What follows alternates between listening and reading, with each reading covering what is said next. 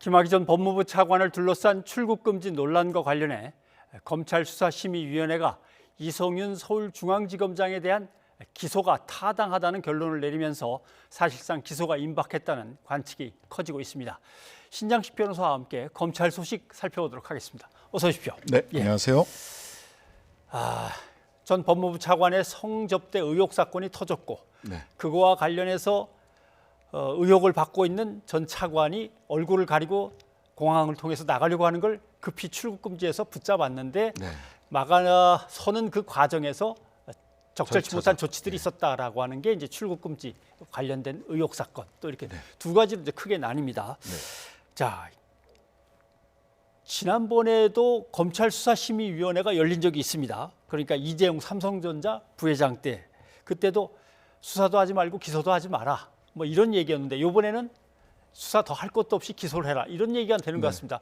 자기네 검찰 간부인데 이런 결론을 이걸 어떻게 해석해야 됩니까? 뭐 같은 검찰 간부인 한동훈 사건의 채널A 검언유착 사건에 대해서는 또 기소하지 말라는 의견을 내렸죠. 그렇다면 여기에 어떤 차이가 있느냐?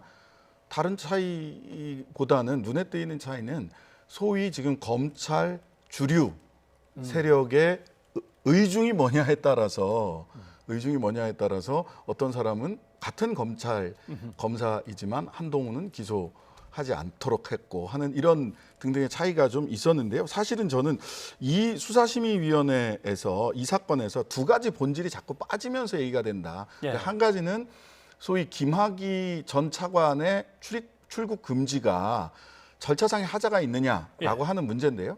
이 절차상 하자의 핵심적인 얘기는 피의자로 사건 번호가 부여되지 않았는데도 불구하고 긴급 출국 금지를 한 것 자체가 문제다라고 하는데, 사실 대법원에서는 사건 번호 부여 여부, 즉 형식적 요건이 피의자로서 성립이 됐느냐 안 됐느냐를 따지지 않고 피의자 실질설, 수사를 받는 사람이냐, 수사의 대상이 된 사람이냐에 따라서 그 긴급 출국 여부를 판단을 해왔거든요. 그래서 이거는 이게 본질, 김학의 사건의 본질, 이게 뭐냐, 출국금지 사건의 본질이 뭐냐가 자꾸만 잊혀지는 부분이 하나가 있고요. 두 번째는 실은 검찰이 검사를 기소할 수 있느냐라고 하는 문제가 자꾸 빠지고 얘기가 됩니다. 아까 뭐 병합이 될 거라고 예상된다는 이규현 검사 건에 대해서도 대법원에서도 이게 검찰이 기소할 수 있느냐, 검사를 원래 검찰 기소하라고 만든 조직은 공수처인데 검찰이 기소할 수 있느냐에 대해서 재판부의 판단을 기다려보자라는 입장을 내놨거든요.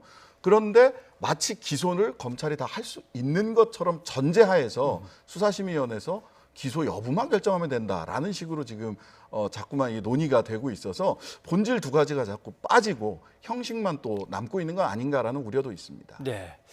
말씀하신 대로라면 막강한 검찰 조직이 그대로 유지되는데 누구는 도움이 되느냐, 누구는 도움이 되지 않느냐가 어떤 기준이 된다면 뭐 이 경우에는 이성윤 서울중앙지검장 같은 경우는 검찰수사심의위원회가 이게 권고사항이고 의무사항은 아니지만 그 권고대로 기소될 가능성이 높다, 이렇게 볼 수밖에 없네요. 그렇죠. 그리고 수사심의 이미 검찰 측에서 이미 언론에다가 여러 차례 밝힌 바 있는 것은 기소 의견이다. 검찰 수사심의위원회 결론이 어떻게 나든 우리는 기소할 거다라는 얘기를 사실은 수사심의위원회가 개최되기 이전부터 얘기를 해왔거든요. 그래서 말하자면 검찰 절제론자인데 이성윤 지검장 같은 경우 이 검찰 절제론에 대해서 검찰의 주류라고 흔히 일컬어지는 분들은 검찰 절제로는 안 된다. 과거에 검찰의 권한을 여전히 검찰이 가지고 있어야 되는 거 아니냐라고 하는 인식이 수사심의위원회도 좀 반영이 된 게 아닌가라는 뭐 생각을 해볼 수도 있을 것 같습니다. 자, 이렇게 되면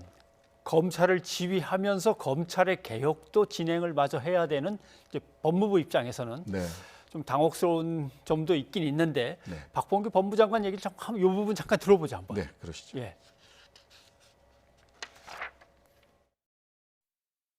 이성윤 서울중앙지검장 기소 권고 의견 나왔는데 어떻게 좀 보시는지. 뭘 어떻게 봐. 아직 뭐 대검으로부터 정식 보고를 받지 못해가지고 뭐라고 말씀드릴 게 아직 없습니다. 이성윤 지검장에 대한 뭐 이제 거취에 대해서 조금 논의하시거나 이러신 게 있으실까요? 아직은 뭐 특별히 그런 생각 해본 적이 없습니다. 네, 뭐 그런 생각 해본 적이 없습니다. 그런데 그러면 기소되는 검찰에 의해서 검사가 기소되는데 검찰 간부인데 상당히 중요한 요직입니다. 네, 그럼 중앙지검장. 이 자리를 유지하는 겁니까? 인사와 기소는 또 별개가 될 수 있는 겁니까? 뭐 징계나 인사와는 별개가 될 수 있는 것이죠. 사실 무죄 추정의 원칙에 따라서 무죄로 추정되는 거니까요. 네. 다만 본인이 스스로 사퇴할 거냐에 대해서는 아마도 본인의 명예가 지금 스스로 사퇴하면 뭔가를 자신이 잘못을 저질렀다라는 걸 스스로 인정하는 것으로 그런 비칠 수 게, 있어서 예, 그렇죠. 스스로 사퇴하기는 쉽지 않아 보입니다. 그렇다면 유임할 거냐 아니면 또 흔히 얘기하는 대로 고검으로 가는데 흔히 이제 뭐 승진을 하는 것 같지만 좌천성 승진이라고도 이야기를 하는 예. 이렇게 갈 거냐 아니면은 또 한 가지 가능성은 비수사 부서로 가는 겁니다. 수사를 네. 직접 하지 않는 뭐 법무연수원이라든지 그렇죠. 지금 예. 한동훈 전 검사장도 법무연수원 갔던 곳. 연구위원으로 가 있잖아요. 그래서 뭐 비수사 부서로 가는 방안, 유임되는 방안, 좌천성 승진을 하는 방안 등등이 좀 검토되고 있을 것 같다라고 이렇게 추정해 볼 수 있을 것 같습니다. 네. 이런 시점에서 이제 검찰 인사가 이루어진다면 네. 여기에 변수가 될까요, 그럼? 이성윤 중앙지검장 개인에 대해서는 변수가 될 수 있겠지만 예.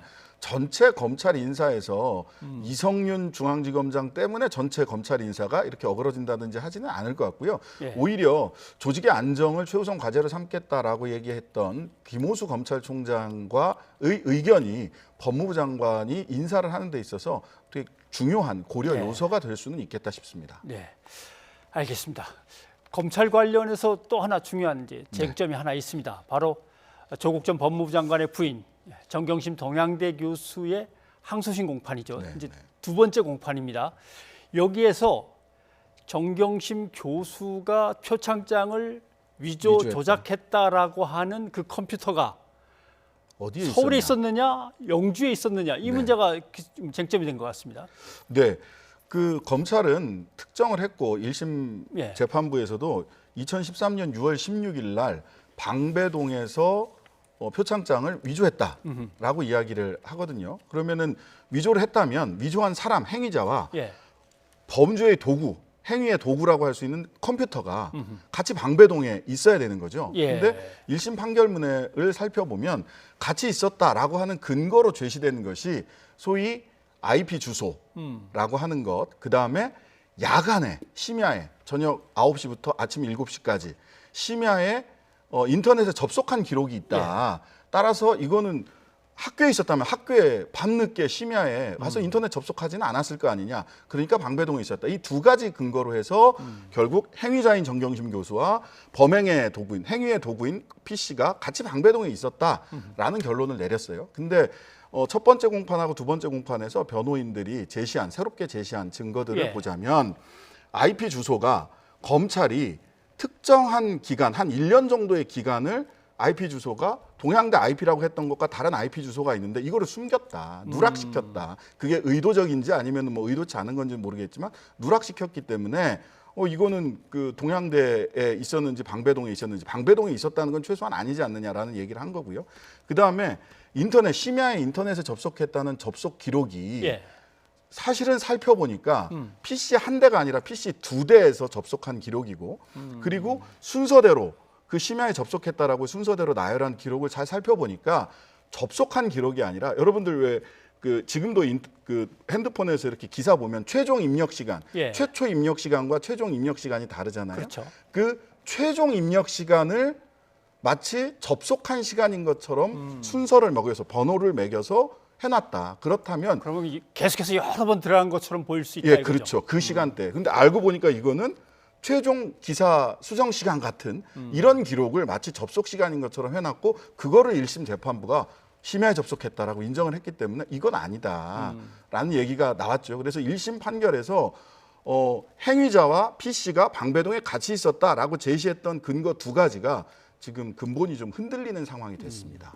그러면 분명하게 영주 동양대학교 안에 그 컴퓨터는 특정 기간, 그러니까 범행을 저질렀다고 네네. 1심 재판부가 얘기했던 그 기간에 분명히 영주 동양대학교에 있었지 방배동에 있지 않았다라고 하는 근거는 이번에 포렌식 결과로 분명하게 나온 겁니까? 네, 이번 포렌식 결과하고요. 이게 뭐 분명하다라고 하는 것은 조금 어폐가 있을 수 있는데요. 왜냐하면 6월 16일 날 어디에 있었는지는 여전히 양쪽 다 검찰 측도 변호인 측도. 그런데 변호인 측이 어제 재판에서 나온 얘기는 뭐냐면 2013년 5월 7일 그 범죄일이라고 특정된 날짜는 6월 16일인데요. 16일이고. 예, 5월 7일부터 8월 22일까지 4차례에 걸쳐서 정경심 교수의 수업 시간 전후에 동양대에서 접속한 기록. 예. 그다음에 PC를 사용하다가 영주 우체국에 가서 등기를 발송한 기록.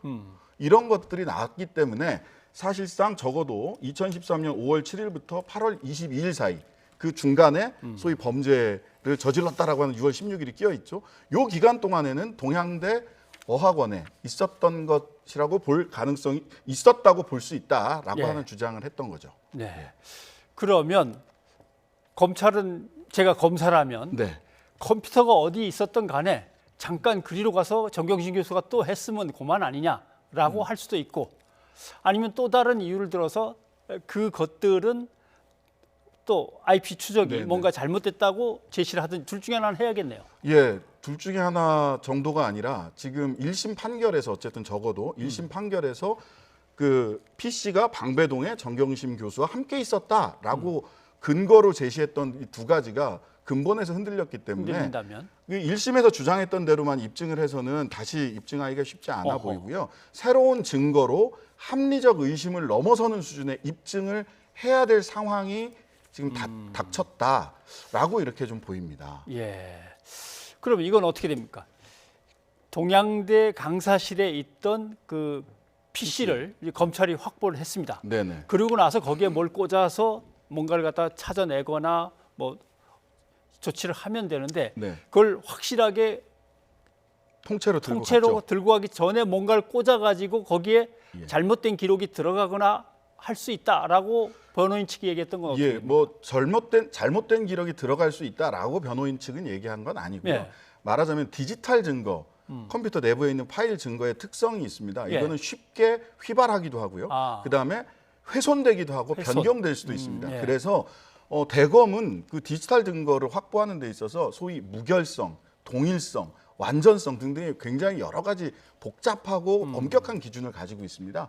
근데 검찰에서는 이 PC가 구동된 이후에 예. PC를 부팅한 이후에 USB를 1분 13초간 포렌식을 위해서 그리고 함부로 여기다가 훼손시킬 수 없도록 하기 위해서 꽂았다라고 하는데 실은 검찰의 규정에 따르면 구동하기 전에 포렌식을 위해서라면 USB를 꽂았어야 됩니다.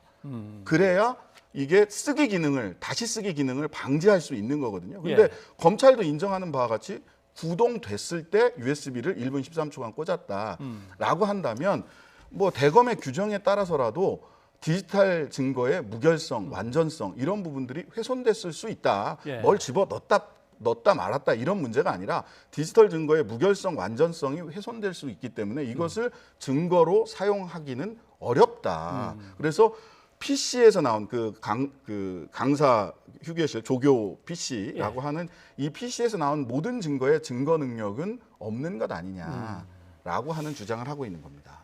하하. 그러면 표창장을 절대로 위조하지 않았다는 어떤 증거가 아니라 검찰이 위조했다고 하는 증거가 다 허물어지면은 네.